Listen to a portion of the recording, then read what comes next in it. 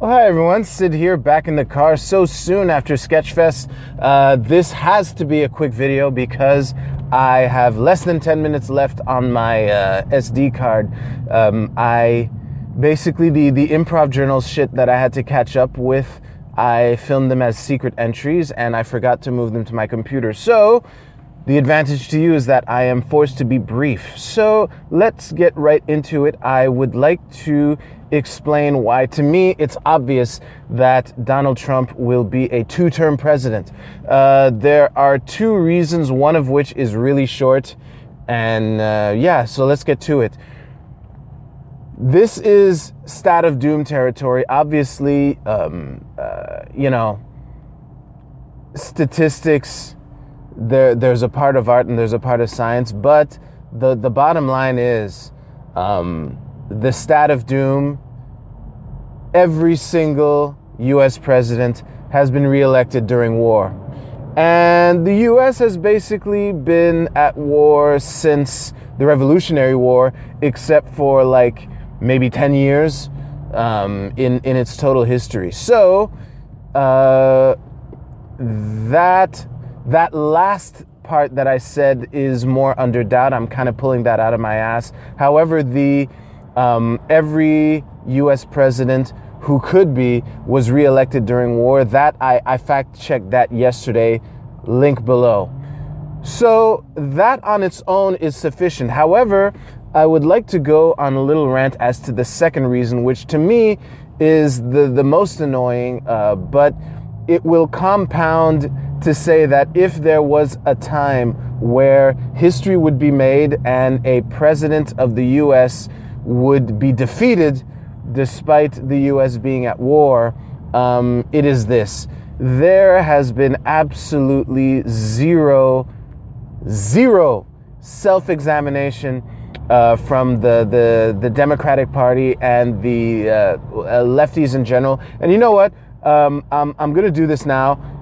My aversion, my disdain to speaking in terms of the left-right paradigm is pretty well documented on this channel. So on this video, I'm going to go full retard. My usual compromise is to speak in terms of lefties and righties, to put emphasis on the individual. Not all lefties are like that. Not all righties are like that.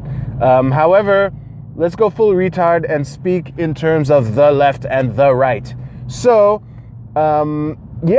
there has been zero self-examination from the left and Democrats in general as to why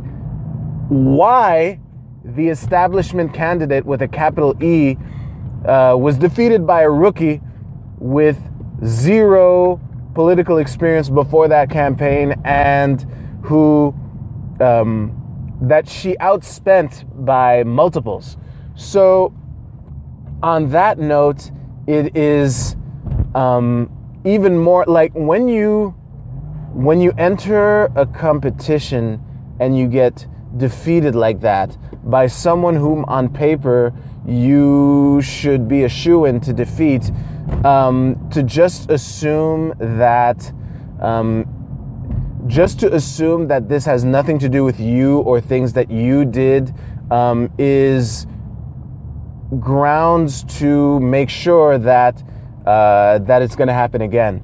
So the fact is, and even apparently Clinton recently doubled down and said that she lost because of Russian hackers and how basically Trump supporters are horrible people. So I mean, if you stop doubling down, basically, I can't believe how stubborn the left is to just keep doing more of the same and being dumbfounded when they get defeated. I mean, Trump's rise to power was in part a fed-upness with the social justice warrior left, tired of people being called terrible things because of political disagreements that probably aren't that big of a deal. And the fed-upness with that kind of attitude was so big that the guy who's a total douche, who's like, yeah, I'm a jerk, deal with it, this is who I am, is basically, I think it was Thaddeus Russell on the School Sucks podcast who used it, a postmodern anti-hero or something like that. And I think that is what the left has paved the way for, is for a postmodern anti-hero like Donald Trump to rise to power. And the bottom line is the left has what the first thing that they did after his inauguration was do a women's march. I think, this is my theory, that this women's march thing that happened like the day after Trump's inauguration, that all these lefties inadvertently started Trump's 2020 campaign. And I think that by continuing to do more of the same and to double down and to just assume that people who disagree with you are horrible people, you will continue to push Trump supporters underground and be even more dumbfounded when he wins in 2020, despite the fact that, as I mentioned at the beginning, no wartime president has ever been defeated. So on that note, I mean, my God, and this is a side note, but I have to throw this in here. The left cries wolf so often that I had doubts as to whether or not Richard Spencer is a white supremacist. I had never heard of this guy before Trump's inauguration, when he got sucker punched twice in the face. And when I was reading about it and I saw lefties saying, yeah, this white supremacist got what was coming to him, my first reaction was to say, oh, he's a white supremacist? Sure he is, buddy. Sure he is.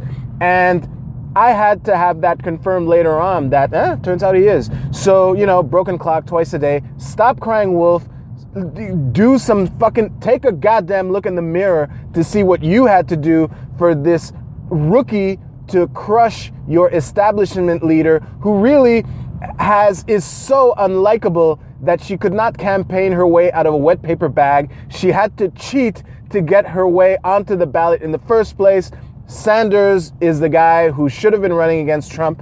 Probably would have lost anyway. I've talked about this on this channel before. So, yeah, take a goddamn look in the mirror for once and see what you could have done to put such a unlikable troll character to be in a position where she would get crushed by a rookie. I think that is all I can say right now. So, hey, thanks for watching. This is a little more coherent than I was expecting.